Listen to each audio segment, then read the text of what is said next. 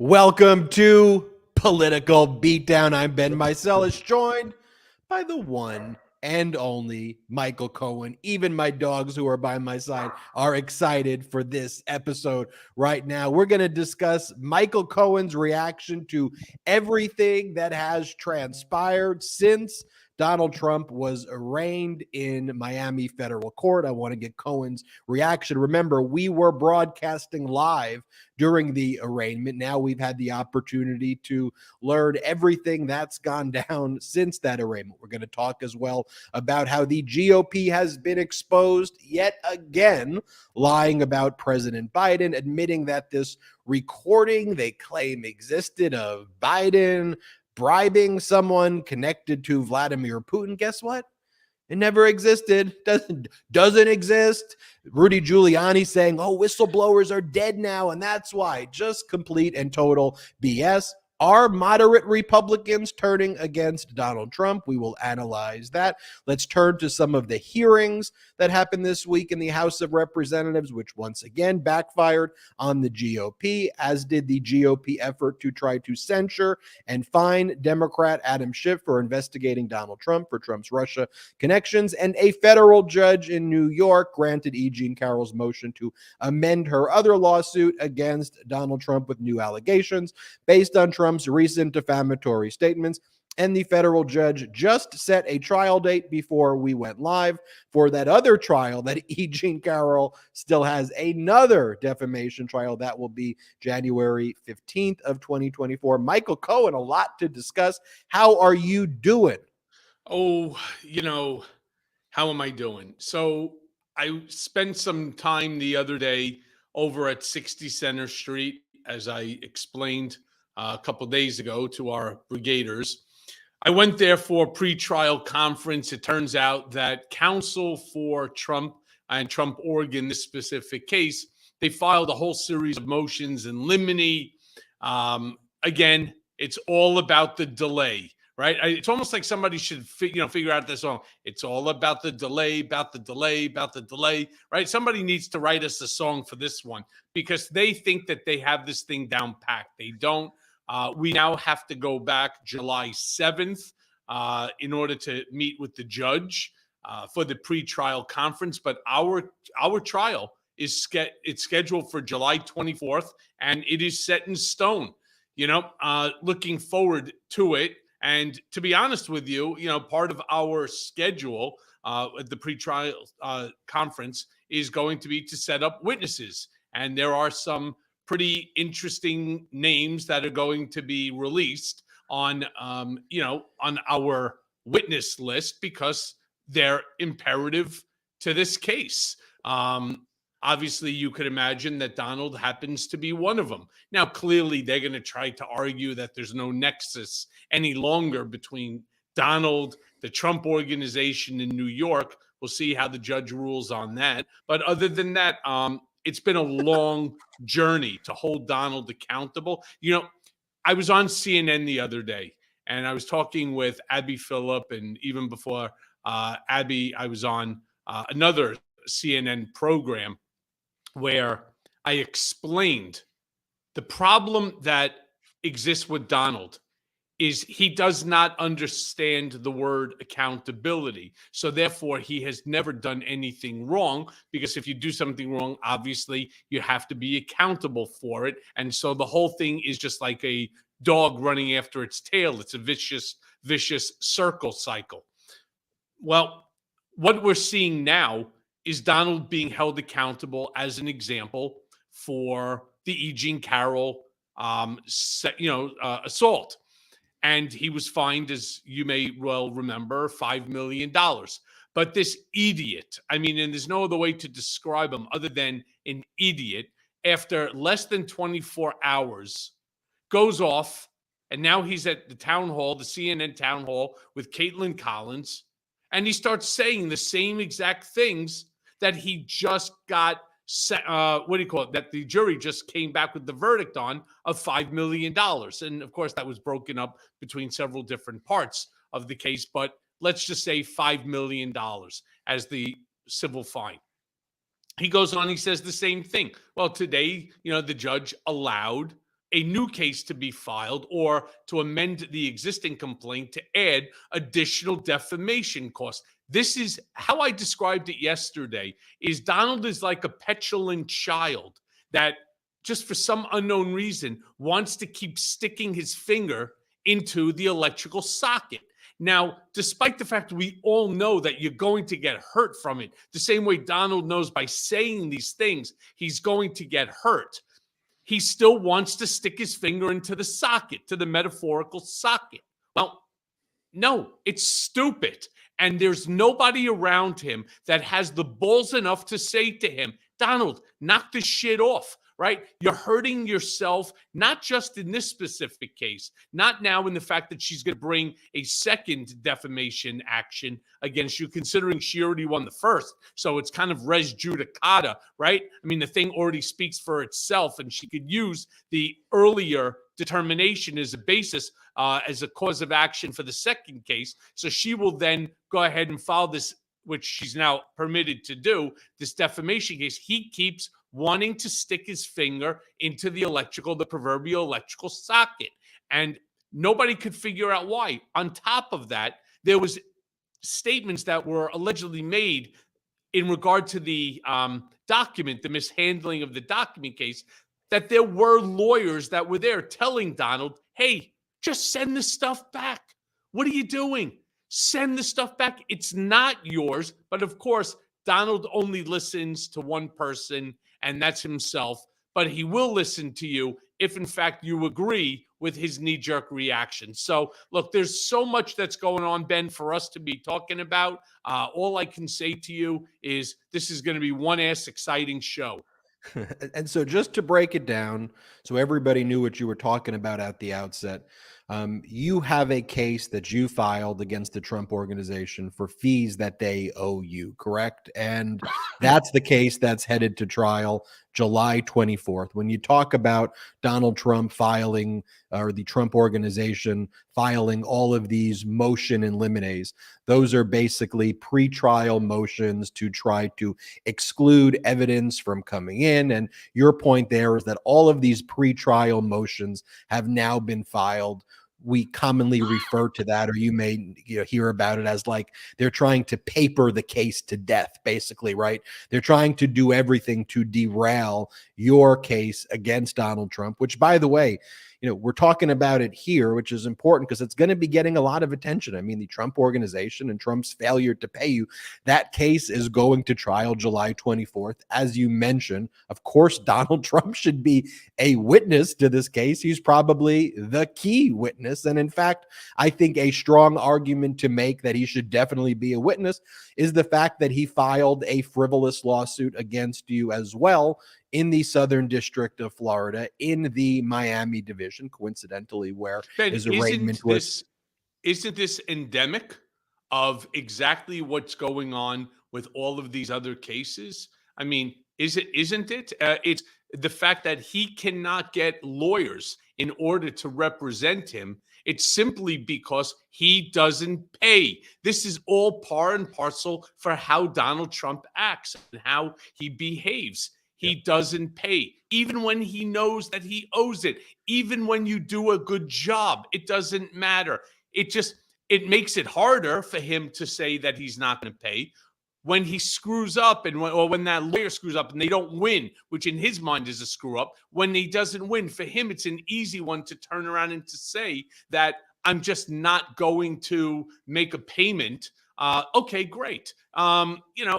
This is the problem. This is why he cannot find someone of competency to represent him. Now, he does have, Todd Blanche, well-respected lawyer, Chris Kise. And so I don't know who's going to be representing him. According to the transcript, they do claim that they will be there for the trial and for appeals and so on. Chances are I don't buy it. I'm certain that they probably went ahead and they probably got their money in advance. But not only does he not pay you, he's an incredibly difficult client. He likes to do things the way he wants. Problem is, not only does he not understand the law, he doesn't appreciate the fact that there are rules, that there are procedures. He doesn't care. He wants what he wants. Again, going right back to the metaphor of the petulant child. You mentioned Chris Kice, who Donald Trump's political action arm back last, was it August or September, paid Christopher Kice $3 million. And Christopher Kice had a reputation of being a fairly well-respected lawyer in Florida.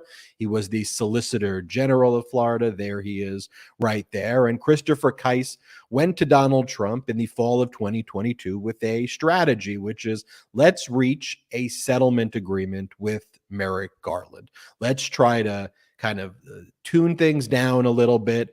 Let's try to ease a lot of the, conflict taking place, and let's go there and let's try to offer a deal.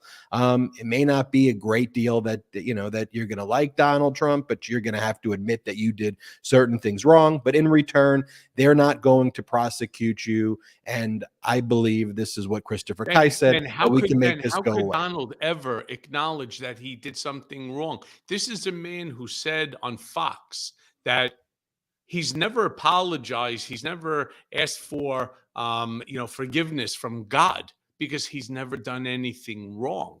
I mean, that's truly an amazing thing for somebody to say, and to say with legitimate conviction that he believes he's never done anything wrong. He was never mean to anyone. He was never inappropriate with somebody. He never screwed somebody over. He never, did something that he was sorry for, not even his own siblings. He never got into a fight with his siblings or anything like that. He's unapologetic for anything.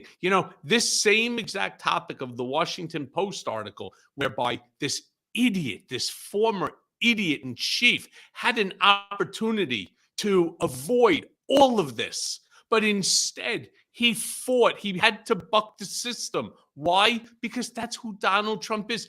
Salty, if you have my clip with what do you call it, CNN, if you can play it, it's exactly the same exact topic. He doesn't learn, and it's insane. It's truly insane that this man wants to be the president again of the United States. Did we not learn our lesson the first time? Do you think in your mind that he was ever going to opt for an option of taking a settlement instead of battling this out in public?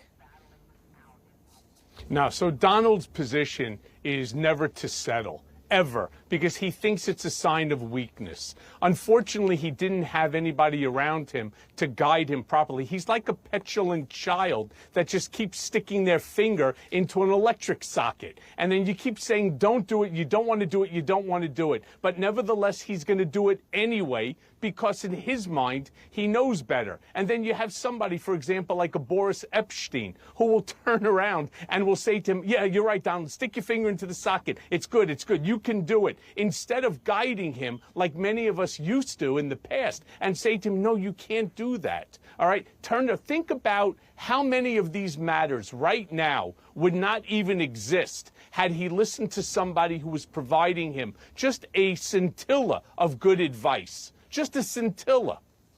And I think a lot of people look at this and wonder, was anybody telling him to just give the documents back? And this reporting really confirms that people were. And according to the Washington Post, this was just one of several times that those lawyers tried to move Trump to prevent what basically unfolded in court.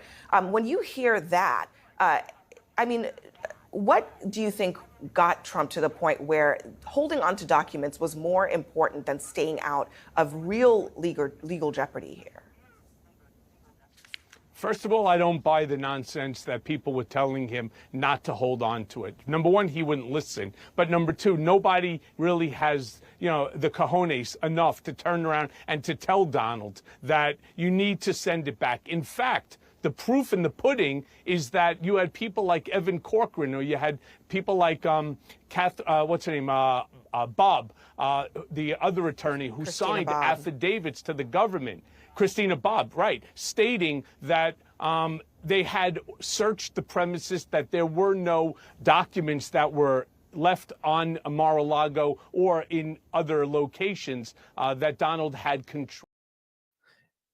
And Cohen, there you mentioned Boris Epstein and Evan Corcoran, but one of the voices Donald Trump has been consistently listening to is someone who is not even a lawyer, somebody by the name of Tom Fitton, who wears those really tight shirts that he can't fit in. And he starts a group, he has a group called Judicial Watch, and they're the ones who filed this lawsuit against the National Archives. He lost this lawsuit, Fitton did, in 2012. The court found there was no jurisdiction at all and found that the underlying premise of this matter involving former President Bill Clinton's handwritten notes relating to his autobiography, the court said, well, the National Archives is saying those are personal records. Clinton saying it's personal records. This happened 12 years ago. It's not like classified information. He's not stealing national briefings. These were personal records that Clinton took and put in a drawer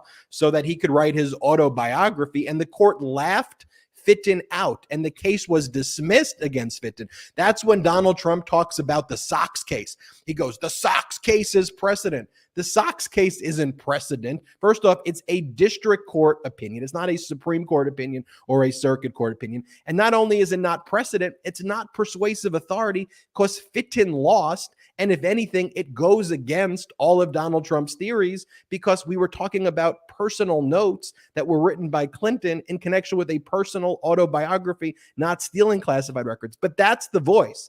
Fitton, the Sox case. And it just goes to show you, though, not just here, but Donald Trump listens to people like Fitton who run everything into the ground. That's how he runs the country, ran the country. And yet there's still a large group of people that will turn around and tell you, even though we know that Donald is accountable, and was it 70%, 68, 70% of the country believes that Donald Trump should be charged with mishandling of these documents, that does not negate the fact that there's still millions of people that are supporting him. I mean, it is amazing. And what really gets me and really angers me is the equivalency that there so many of the Trump acolytes or Donald himself, when he gets up and he speaks at these rallies or these restaurant tours, whatever it is that he's doing, they use these equivalencies in order to justify what Donald did. So they turn around and they say, well, listen, should Donald Trump be held accountable as stated in the 37 count indictment against him by Jack Smith? Should he be held accountable for the mishandling of these classified documents, these top secret documents? And they say, well, what about Hillary Clinton?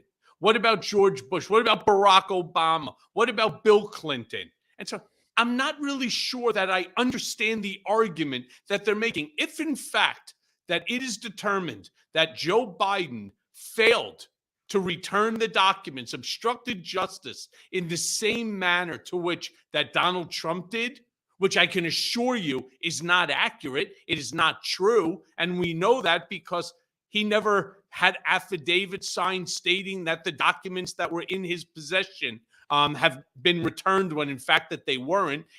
What we do know is that when he located these documents, he's the one who called the National Archives, called NARA, and had them come do a complete sweep of his property to check to ensure that there's nothing else there. You don't see or hear people saying, well, Joe Biden turned around and said, don't go into those boxes. They're my boxes. Just say that there's nothing into them, right? This is the problem with Trump. He doesn't believe in accountability, doesn't believe in rule of law, doesn't believe in the Constitution, has an authoritarian mindset. He is an autocrat wannabe. He is a monarchical individual. And at the end of the day, this is not going to bode well for him. He will be held accountable for this. Now, everybody's attacking Judge Aileen Cannon, that she's going to delay, she's going to do Donald's bidding. I'm not so sure that they're right.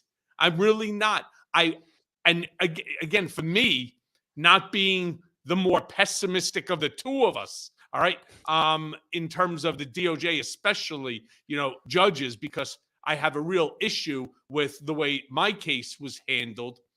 I can tell you, I do believe that after the first go around, after you get slapped the way that she did for that improper determination on the raid of the Mar-a-Lago property and the obtaining of the documents to make a determination whether they were or were not attorney-client privileged, I think that she's on a very straight and narrow. I don't believe that she wants to destroy her reputation.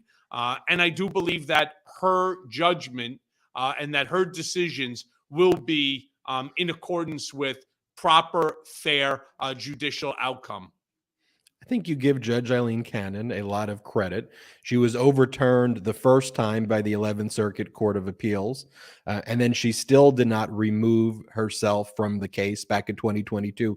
It had to take a second order by the 11th Circuit Court of Appeals compelling that the case be removed from her because she never had jurisdiction in the first place. So to be overturned twice, and then why I disagree with you here is that if she was following the law, Cohen, she would have self-recused. Okay.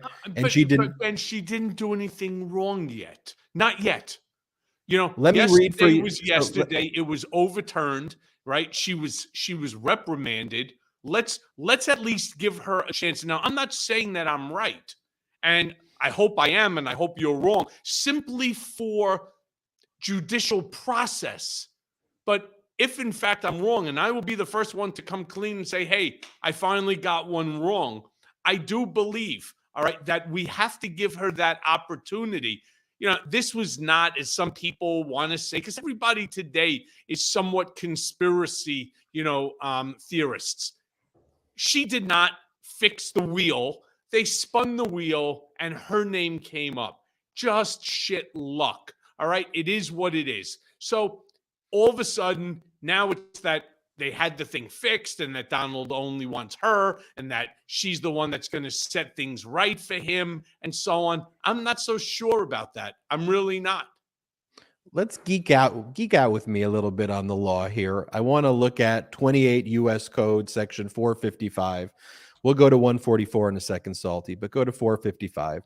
Disqualification of justice, judge, or magistrate. And it has subsection A, which says any justice, judge, or magistrate judge of the United States shall disqualify, it should be himself, herself, or themselves, in any proceeding in which his, her, their impartiality might reasonably be questioned.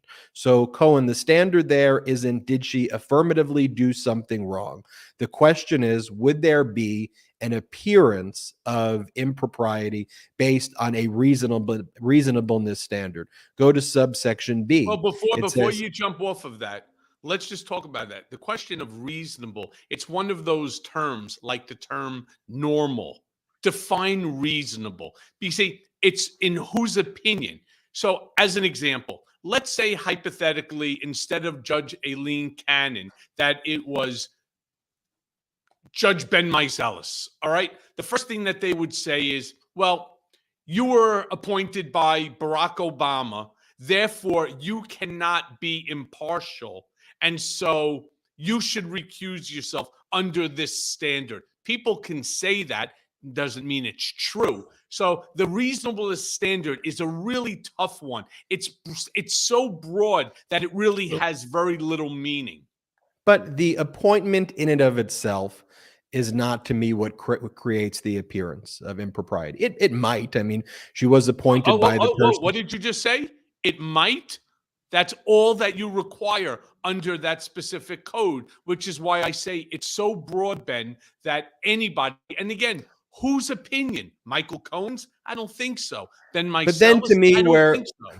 But then where it goes from it might to I think it does create the appearance of impropriety is the fact that she's now overturned twice by the 11th Circuit Court of Appeals, not just in any case, in a case involving the criminal defendant here, in a case involving Donald Trump, in connection with a search warrant executed at Mar-a-Lago that led to this criminal case being filed, where it was determined by the 11th Circuit Court of Appeal, her supervisors, that she didn't just get it wrong or make a mistake, right? That she affirmatively acted unlawfully in asserting jurisdiction in a matter that she shouldn't have had.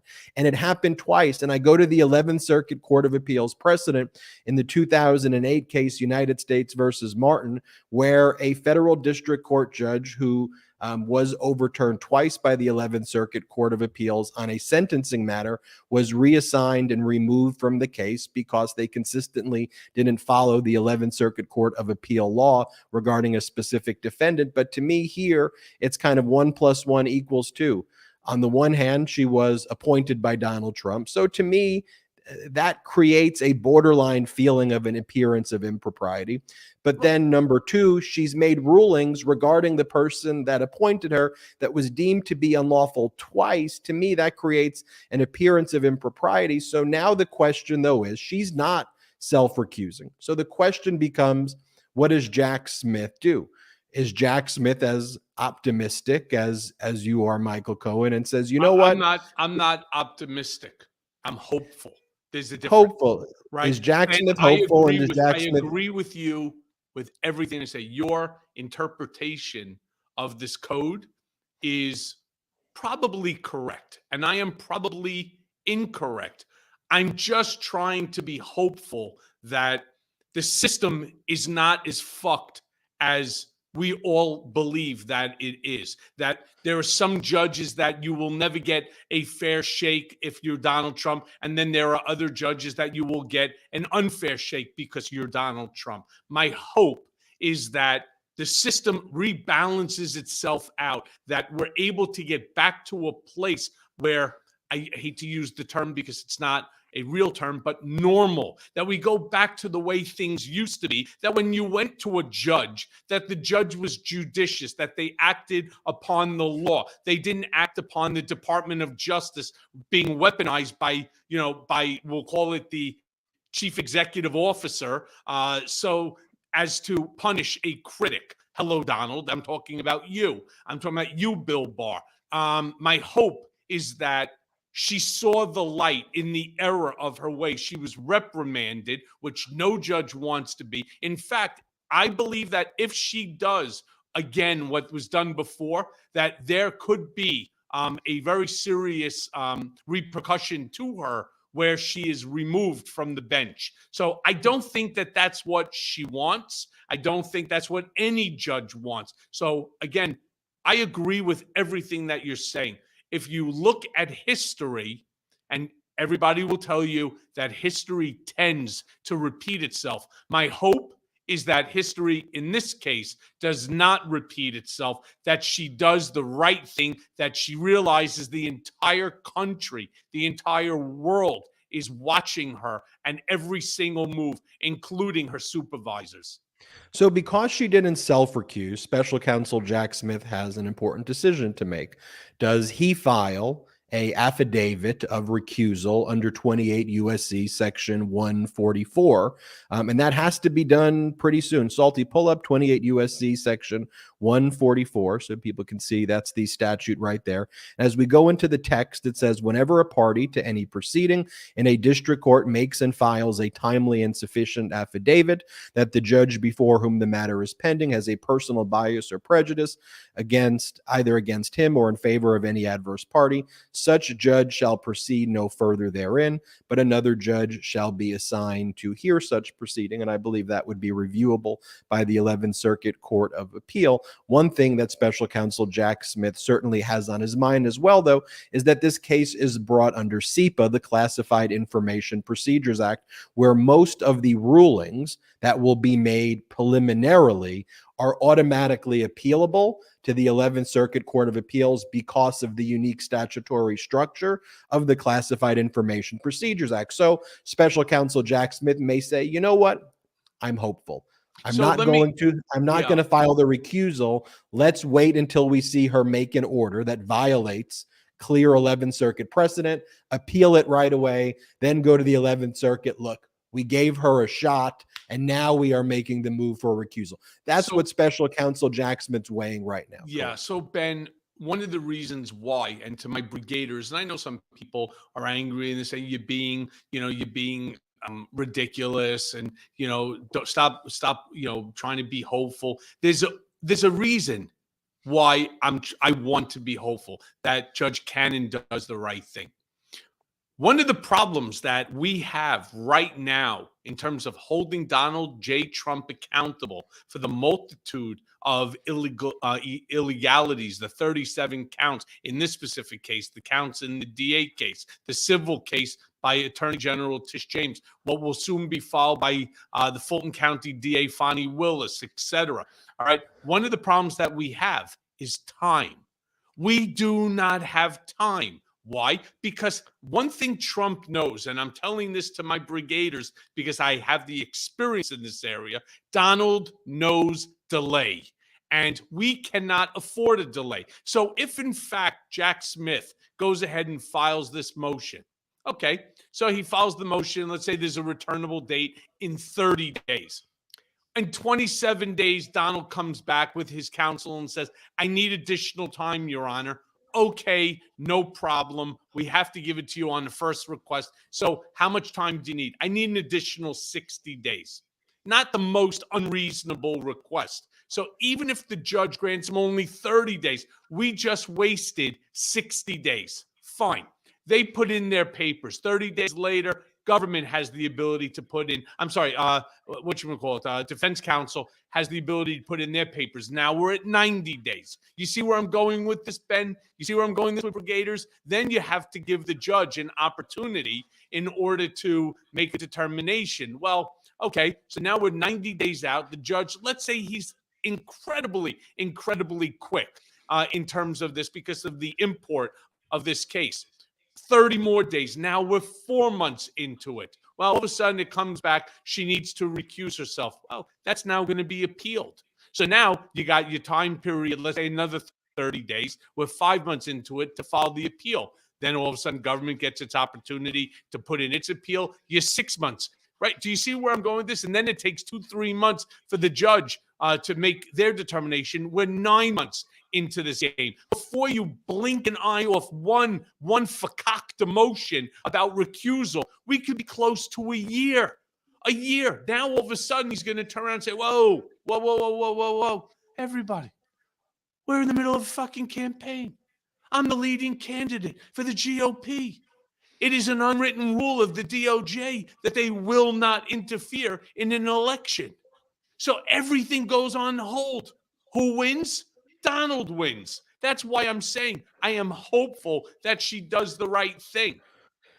Am I being naive? Probably. But nevertheless, it will then mean that in 9 months to a year from now, we will be literally months away from a trial instead of just the beginning of the case.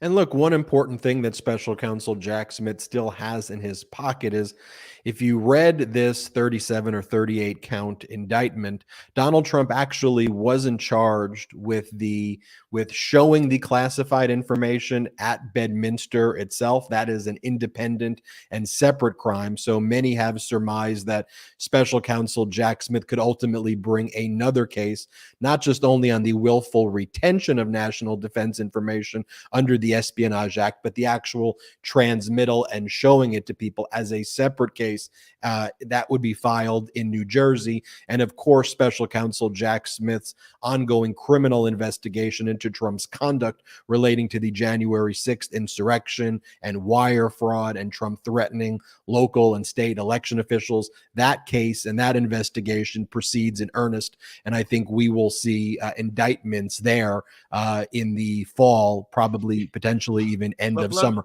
Let's talk about that. Before we jump off this topic, I just want to once again to my brigaders just say I am hopeful because I want Trump to be held accountable. But here's the interesting thing as well. While all this bullshit is happening and everybody that's been out there and, now they're all a bunch of prognosticators and handicappers saying, well, this case is more significant, for example, than the Alvin Bragg case, the hush money payment as well as the business falsification of records and so on, that everybody's saying, oh, well, that's not as significant. And in fact, you also have the Fani Willis case, which may or may not be as significant as classified document mishandling that's national security. But none of this is, of course, as important or as significant as and trying to overturn the federal government, meaning the January 6th insurrection. Let me be very clear about something. All right. Alvin Bragg is proceeding forward. He is not stopping. All right. And if that means that Donald gets convicted, he gets tried and convicted on a state indictment, well, so fucking be it. All right. So instead of going to a federal institution, he will go to a state institution. Now, again, I'm not certain that he'll see any institution as a former president, but the repercussions will nevertheless be there, whether it be a state run home confinement or a federally run home confinement, irrelevant. It will put Donald in the classification as a felon, right? And it will now ensure accountability, and it will make his life incredibly difficult as it relates to whether it's campaigning or anything. It's what I always referred to as the Al Capone theory. Couldn't get him on murder, extortion, racketeering, bootlegging, etc. They got him on tax evasion. And let's not forget, speaking about tax evasion, that New York Attorney General Letitia James civil case where she's seeking at least $250 million against Donald Trump, his adult children, and the Trump Organization, probably in the billions at the time of trial, and an injunction effectively shutting down Donald Trump, his adult children, and the Trump Organization from ever doing business in New York. That's set to be heard October 2nd of this year, and that has major implications as well. We got a lot more to discuss on this episode of Political Beatdown. Let's take a quick break. Ben Meiselas here. Breathe some life into your own backyard with FastGrowingTrees.com this spring. From shade to fresh fruit to privacy and natural beauty, let FastGrowingTrees.com help you plant your dream garden with their expert advice and fast, reliable shipping. FastGrowingTrees.com's plant experts curate thousands of easy-to-grow plant, shrub, and tree varieties for your unique climate. Meyer lemons to evergreens and everything in between. Happy plants, happy home, right? But sometimes it's hard to know which plants will do best. No problem, because with FastGrowingTrees.com, you get customized recommendations based on your specific needs. Plus, their plant experts are always available to help keep your plants growing healthy through the season and beyond. No more waiting in long lines and hauling heavy plants around. With FastGrowingTrees.com, you order online and your plants arrive at your door in just a few days.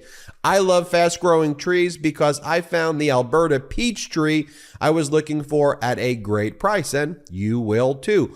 And with Fast Growing Trees' 30-day Alive and Thrive guarantee, you know everything will look great fresh out of the box. Join over 1.5 million happy Fast Growing Trees customers. So go to fastgrowingtrees.com/political now to get 15% off your entire order. Get 15% off at fastgrowingtrees.com/political. That's fastgrowingtrees.com/political. Support for AIDES is brought to you by Manscaped, who has the best in men's below-the-waist grooming products. That's right, their products are precision-engineered tools for your family jewels. Join over 8 million men worldwide who trust Manscaped with this exclusive offer for you. 20% off and free worldwide shipping with the code MIDAS at manscaped.com. Look, everyone knows that you have to be careful when dealing with the family jewels. You definitely don't want to use an old crusty electric trimmer. Yikes! That's why I'm so excited to partner with Manscaped. Manscaped's Performance Package 4.0 has arrived, and oh man, it's a game changer. Inside this package, you'll find their Lawnmower 4.0 trimmer, Weed Whacker, ear and nose hair trimmer, Crop Preserver deodorant, Crop Reviver toner, Performance Boxer briefs, and a travel bag to hold your goodies. First off, the Lawnmower 4.0, this trimmer is the future of grooming, and dare I say the greatest below-the-waist trimmer ever? Their 4th generation trimmer features a cutting-edge ceramic blade to reduce grooming accidents thanks to their advanced skin-safe technology. The Lawnmower 4.0 is waterproof and also has 4000K LED spotlights you'll need for a more precise shave. And because this trimmer is waterproof, you can say goodbye to the mess on the bathroom floor. You thought that was good, but want to take your grooming game to the next level? The Performance Package 4.0 also includes the Weed Whacker nose and ear hair trimmer. The Weed Whacker is also waterproof and provides proprietary skin-safe technology, which helps reduce nicks, snags, and tugs in those delicate nose holes. Their Crop Preserver deodorant and Crop Reviver toner will change the way you approach your hygiene routine. Manscaped even threw in 2 free gifts to their Performance Package 4.0, the Manscaped Boxers and the Shed Travel Bag. Bring your comfort and boxers to another level. It's time to take care of yourself. So go to manscaped.com and get 20% off plus free shipping with code BEAT. That's 20% off with free shipping at manscaped.com and use code BEAT. Unlock your confidence and always use the right tools for the job with Manscaped. Let's go, Jordy. I'm Ben Meiselas, joined by Michael Cohen, and you are watching and listening to Political Beatdown. Cohen, it seems not a week goes by where MAGA Republicans are not making up some defamatory story against President Biden, and it gets more outlandish each week because the MAGA Republicans aren't offering any policies to the American people. They're not talking about jobs, the economy. They're not talking about Social Security, except taking it away from but people. they are also sending, but Ben, they are also sending migrants, to California, Texas, not Texas, New York, DC and so on. I mean, they got their priorities straight. Yeah, they're kidnapping people, torturing people, and laughing about it on Fox. It's utterly disgusting. So what they do is Donald Trump is on a recording talking about classified information. So they go, let's make up something about President Biden on a recording. Hey, didn't Rudy Giuliani once launder these documents from a Russian oligarch who just lied about Biden when he was the vice president from 7 years ago? Hey, could we find that form? Let's find a form that's literal disinformation pushed by Putin, and then let's claim that it's valid, and then let's just say these allegations are true, and then let's go a step further and say there are actually recordings out there that exist, and then let's make up a number and say there's not just one recording. Let's just make it up and say there are 17 recordings that involve President Biden when he was the vice president being bribed. Every aspect of this is completely and utterly false. I want to show this clip of Congressmember Dan Goldman at a hearing yesterday, breaking it down beautifully. Play this clip. We've heard so much about this FBI 1023 form and how it includes sensational allegations about a massive alleged bribery scheme by President Biden. So I was really eager to read that document this week.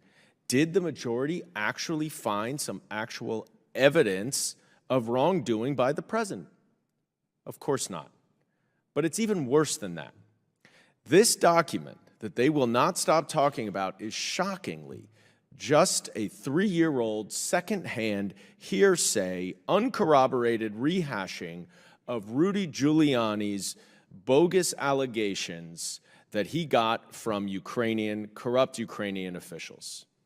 Now, we all know that former President Donald Trump was impeached because he tried to extort President Zelensky to announce an investigation into this Ukrainian company Burisma that would benefit Trump's political campaign. The theory goes that then Vice President urged Ukraine to fire its prosecutor general because he was investigating Burisma and the president wanted to help his son who was on the Burisma board. You know where Rudy Giuliani got this information from? That fired prosecutor general himself, the corrupt prosecutor general. And we know with and Cohen, of course, the document is completely made up. The recordings are completely made up. But here, in his own words, yeah. I just want to play you this one. In his own words, this is what Jim Jordan said in an interview earlier today. Play this clip. This oligarch who, you can blame him because he was trying to buy his way into the U.S. government, but allegedly he had a client. He was able to buy off Joe Biden and his cokehead son. Now, many people believe that once this oligarch is identified, that he could be a target for those who don't want this information out there. Is the GOP taking steps to protect the oligarch? Well, that name in the when I read the report, the 1023, that is redacted. So that's in the report there too. Look, we don't want anyone to get hurt. You certainly don't want a source who's been helpful to our country. You certainly don't want to have to do anything that would jeopardize his safety. We understand that, but by the same token, the American people, we the people, have a right to know what's really going on, particularly with the guy who's the head of our government, the President of the United States. If this stuff, if what's alleged is actually, accurate, that's huge news. That's huge concern. That's a big problem. So that's why we think this needs to be made public with the appropriate redaction of the source's name. Yeah. Is the GOP taking steps to protect the Russian oligarch? I mean, it's so stupid. I mean, you sit there. Look, I don't even remember this guy's name, the one that looks like Quagmire. Giggly, giggly, giggly. I mean, that's what this guy's sitting there. And they're trying to put anything. So he's sort of my double fingers today. Fuck you, you idiot. I mean, there's no other way to describe you. You're a fucking idiot, right? They're making stuff up. They're promoting more lies and conspiracies again and again and again. I don't know if you saw this, Ben or Brigaders, but Rudy Giuliani was on Fox News, and he was having a conversation with the Fox host, who turned around and said, no, Mr. Giuliani, you're wrong about that. There is no proof. There's two very important words that we're going to ask you, and those two words are prove it. You can't just say something and expect us to accept it as fact. You need to come with the proof. And he went off on her, screaming at her, you're going to have to apologize to me. You can come to my office and see the documents anytime that you want. We have the documents. The documents are in our possession. So she said, okay, why didn't you bring them? Or can I come tomorrow? Well, I can't show them to you, but you're going to apologize to me because I'm right and you're wrong. This is the crazy logic of people like Rudy Kaludi. This is the crazy logic of Jimbo Jordan. This is the crazy logic of people like Marjorie Toilet Green and so many others. They are hijacking our Congress. For what? Because somebody impeached Donald? Well, maybe he fucking deserved it. Maybe he deserved to be impeached. But instead of allowing the process to be legitimate and fair, the second that you attack the Fuhrer, they think that they need to come to his rescue. But he doesn't need them, and they don't need him, and our country doesn't want any of it. But it doesn't matter because they're all afraid that they're going to piss off this MAGA base, which will shut down the spigots of money coming into their, to their coffers, and that they will lose their seat, which means losing their power, which in fact means losing their job. So they're protecting themselves at the cost and the damage to who? To you, to me, to our country. It's fucking despicable. Yeah, then they do the lie, they do the defamation.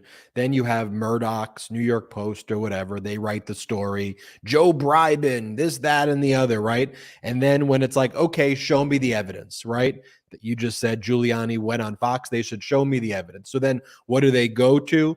The whistleblower's dead. The whistleblower disappeared. We can't find the document. It existed, but it got destroyed just all of a sudden. And this cycle repeats. This is Giuliani from earlier in the day saying that the GOP witness who had all of this information regarding the fake Biden bribery scheme, guess what? Died again. No, again. Play the clip. On a day in which we find out that the Bidens took a $10 million bribe from a Ukrainian, Mykola Zlochevsky, which I could have told you, and did tell them 3 years ago. And they followed up on none of the evidence I gave them. They were hoping the people would disappear or die. It's extraordinary. I gave them one witness that any investigator would jump through hoops to go to. Gave them a witness who is a woman who was the chief accountant at this crooked company, Burisma. She was the wife of the former owner who died under suspicious circumstances. And she was willing to give up all of the offshore bank accounts, including the Bidens. But she died, and then by the way, when Giuliani says, I gave them the information, you know who he's talking about, right? He's talking about Bill Barr. He gave the information to Bill Barr in 2020 to go after Donald Trump's opponent, Biden. Bill Barr was trying to go after Biden, but Bill Barr saw these records and knew they were so batshit crazy that Bill Barr's like, these records are actually going to undermine my weaponization and what I'm trying to do for Donald Trump here, Giuliani. Stop giving me these crazy documents. And if Bill Barr believed in the veracity of these documents, of course we know what he would have done. The procedure is you appoint a special counsel. So the fact that Bill Barr got these records, didn't appoint a special counsel, is proof that they were rejected by Bill Barr. And now the MAGA Republicans are saying, what? This is a conspiracy that Bill Barr wanted to help take down Donald Trump and get President Biden elected. It gets completely insane. And then to your point, when you attack Donald Trump, when you attack their Fuhrer, if you investigate him, you now have this whole, it's just a clown show there. Did you see this? Anna Paulina Luna, this MAGA Republican, she's like the new version of George Santos. She's like teamed up with George Santos, and Kevin McCarthy let this get to a House floor vote to censure Adam Schiff for investigating Donald Trump for his relationship with Russia back, several years ago. So they have this resolution, and you have George Santos, Anna Paulina Luna locking arms with Kevin McCarthy.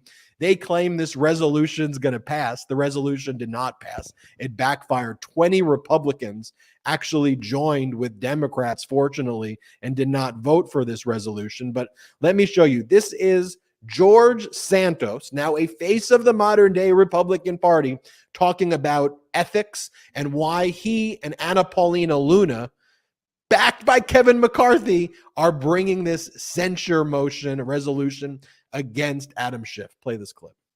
Hi, Congressman George Santos here.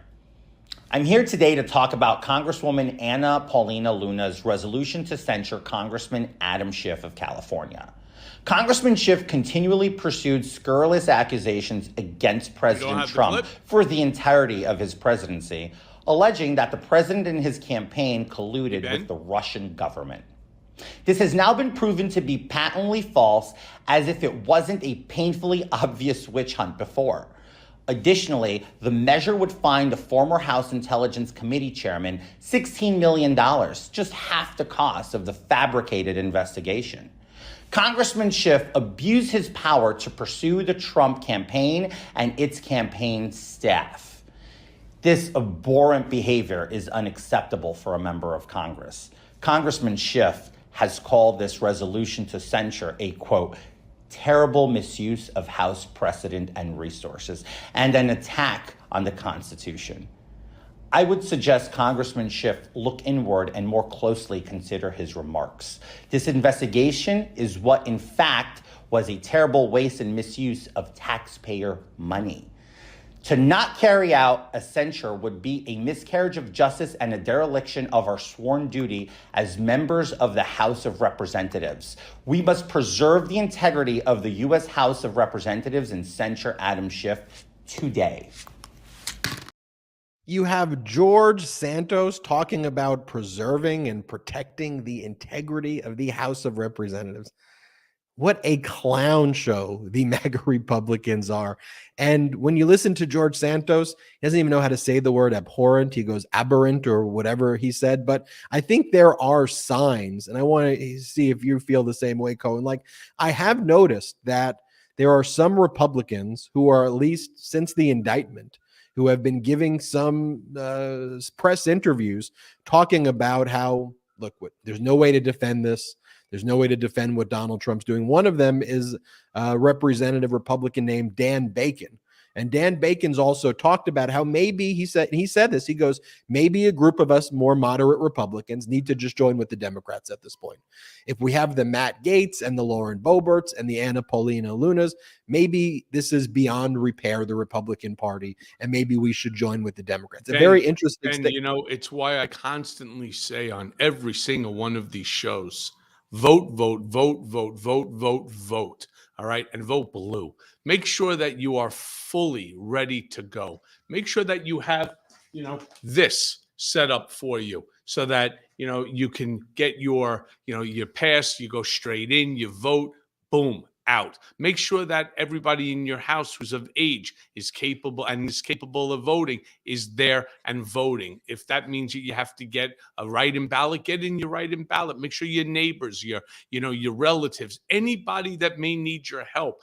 If we do not get these animals, these lunatics out of office, I'm telling you right off the bat, it is going to be a really shitty additional 4 years. Whether or not Joe Biden, you know, it's a disaster for our democracy if Donald ends up becoming president. But if something like Joe Biden, who's trying, and look, there's not everything that Joe Biden does I don't agree with, but I have to say he's trying. The country is doing well. He's passing bills. He's doing things. He is a decent human being. Yes, his age is his age. You can't change that. But it doesn't matter at this point. It's going to be a Biden-Trump election. And if Donald comes anywhere within 1,000 feet of the front gate to the White House, our country, our democracy is in massive peril. And that's why I keep saying we need that big, massive blue wave. And the way that we will get there is through the brigade, through folks like yourself, and we will do calls to action, asking to please make sure that your family, your friends, your neighbors, your cousins, everybody who has the ability to vote is registered, ready to go, and make sure that they get to the booth. It's one thing if you're registered, it's another thing if you don't go and vote. We must ensure that people like the Marjorie Toilet Greens, like Jim Jordan, they have no place in our capital. Anyone that does not acknowledge that January 6th was an insurrection, that this was an attack on our capital, on our democracy, on our government, right? There's something wrong with you, and these people need to go. Now, I'm not saying that there aren't some people on the Democratic side I'd like to see go as well, but for the time being, in order for Joe Biden to be able to accomplish the things that he's doing, and interestingly enough, what he is doing is all bipartisan. That's not something you saw from the earlier administration, from the Trump administration. It's bipartisan. So, look, my friends, vote. It's all about the voting, and it's all about ensuring that the crazies, these far right-wing Trump acolytes, they all need to go. Because we need to have intelligible conversations, not this MAGA Republican clown show. And I'll leave you with this, Cohen and Brigaders. This is what went down yesterday on Wednesday at one of these MAGA Republican performative hearings where you had Lauren Boebert questioning a very distinguished individual by the name of Sally Katzen. So you've got Boebert, who's failed at running her restaurant and gave everybody diarrhea and made everybody sick before bankrupting her restaurant. She's questioning Sally Katzen, an NYU law professor. She was a member of the Obama-Biden Transition Project Agency's Review Working Group responsible for the executive office of the President and Government Operation Agencies. She held White House positions in the Clinton administration, including as the administrator of the Office of Information and Regulatory Affairs. And Sally Katzen was called as the Democratic Party's witness, as the Democrats' minority witness, to talk about some of the issues. And just watch this exchange because it shows everything that is wrong and encapsulates it all in this one clip with MAGA Republicans. Play this clip. Would you say that this is an abuse of that separation of power? Because that rule is not something that Congress has delegated, but the ATF has taken it upon itself to regulate this rule that they created to make millions of Americans felons. With respect, I was trying to answer your question before you interrupted me to say that the ATF had, in each of these instances, sufficient statutory authority from Congress, and that any challenges to that. Ms. Katzen, it is my time. So Congress never authorized the ATF to ban pistol braces. Congress never authorized the ATF to do that, to make millions of Americans felons overnight. And so I would go back to your statement that you said in your testimony that these agencies are not free agencies, and they can only do which Congress has delegated to them to do. Congress is not Ms. Katzen, specific. Excuse me. Thank you. My time. No, ma'am. It's my time. Thank you. Oh, I'm Ms. sorry. Katzen, So you are not in your interested in testimony- my views. It is my time. Thank you. In I'm your sorry testimony, you're not interested in my you views. stated Congress delegates, but then some officials are quick to condemn the agencies for And by the way, this issue was over administrative agency kind of 101, the authority of Congress to delegate certain powers to agencies like the ATF. What Lauren Boebert there was yelling at the witness over is that the MAGA Republicans' big issue du jour of the day is to have more pistol braces, which were intended for disabled individuals who want to fire AR-15s. The MAGA Republicans want the pistol braces for people who are not disabled so that they could fire AR-15s and not even listening to the answer of the question. So Ben, here's the thing. I've been down this road before with members of Congress, not once, not twice, but seven times when I testified to 7 different congressional committees. If you are a Democrat and the Republican has the floor to ask the question the 5 minutes, they're not interested in asking you a question. In my House Oversight Committee hearing, not one Republican asked me a single question about Donald. They each took the 5 minutes to castigate, to disparage, to denigrate you. And that's what Lauren Boebert is doing here. They are as dumb as they come. They are as obnoxious as anything that you've ever seen. I mean, they think that this is, I personally enjoy watching, Parliament in England because I find it funny. But I don't find it funny here in America because they don't even do it here with class. She's just a classless asshole that thought that she was going to berate Honorable Katzen, all right, for coming in order to testify as to some issue that they deemed necessary and appropriate. Fine. Katzen did what she was required to do. She appeared. Not asking her questions, not interested, as she stated, in an answer, just merely to attack her. Why? So that they could make a couple of minute clip, use that, raise more money, and again, fill up their coffers for themselves. It's fucking despicable under every single metric. It's just despicable. Yeah, just performative fascist theater. But I think the American people are waking up. I think there is this broader coalition that has coalesced of pro-democracy loving Americans, people who are liberal, progressive, independent, not affiliated with any political party, people who are truly conservative, not this fake MAGA Republican conservatism, which isn't conservative at all. And what about, Ben, what about the fake outrage? Look at the fake outrage that we're seeing from the GOP every single day. I mean, you see them, they stand there anytime that they can get in front of a camera. Boy, performative art. I mean, this fake outrage over everything.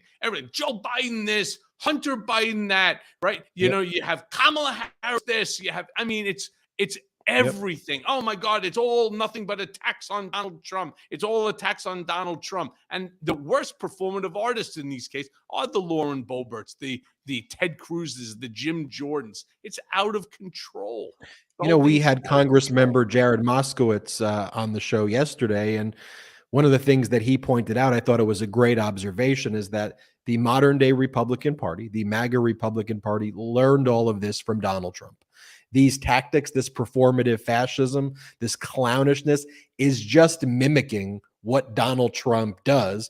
And they saw, well, Donald Trump grifts. He makes all this money doing that. Kerry Lake said, I'm just going to follow that strategy. Yep. So they've all coalesced and just do what Trump does. And that's the modern day Republican Party, doing nothing for the American people, not focused on any issues that matter, just some performative fascist theater. And hey, raise money, raise money, raise money. American people are sick and tired of it. And I'm proud to host Political Beatdown with you and to share this time with the Brigaders so we can talk about this. Because I know what I love about this is the Brigaders don't just watch this, turn this off, and then move on. What they do is they share these videos, subscribe to the YouTube channel, tell their family, friends, coworkers, colleagues, everybody they know about Political Beatdown, because what Political Beatdown is about, what the Midas Touch Network is about, what the Midas Mighty is about, is this is a pro-democracy movement, okay? And the key ingredient in this movement is you watching this, you listening to this, and you spreading the word and telling the truth and letting people know what the facts are. It's why we spend a lot of time, not just on sound bites, but going through the court opinions, going through the facts, showing you actual evidence, what's being said, and not just arguing and yelling for the sake of it. That is why I'm so proud that the Midas Touch Network is innovating a whole new way that the media should be in Political Beatdown, one of the marquee shows here doing that. Cohen, I'll give you the final word before we wrap. So when we talk about beatdown, what we are going to do as a brigade, as a group, as a united force, we will beat down this GOP stupidity. We will beat them right into the ground. We will ensure that they lose their seats. We will ensure that there will be a House that is controlled by Democrats, that there will be a Senate controlled by Democrats, and the White House will again, return a Democrat, will return Joe Biden. That's our goal. That's our beatdown goal at the moment. So thank everybody. Tomorrow on Mea Culpa, when it drops at midnight tonight, it's Harry Litman. You got to hear this one. It is absolutely fantastic because nobody has their ear to the ground like Harry Litman. And short of that, again, thank you everybody for all that you do. We are united. We must remain united. We must grow, and we must grow quickly because, again, time is not on our side. We need to grow. So please share Political Beatdown with your friends, Mea Culpa, Midas Touch Network, all of the podcasts, because we are all in one unison, one message, which is we have to ensure our democracy. And the only way to do that is to rid the GOP, all right, of these bad actors, plain and simple.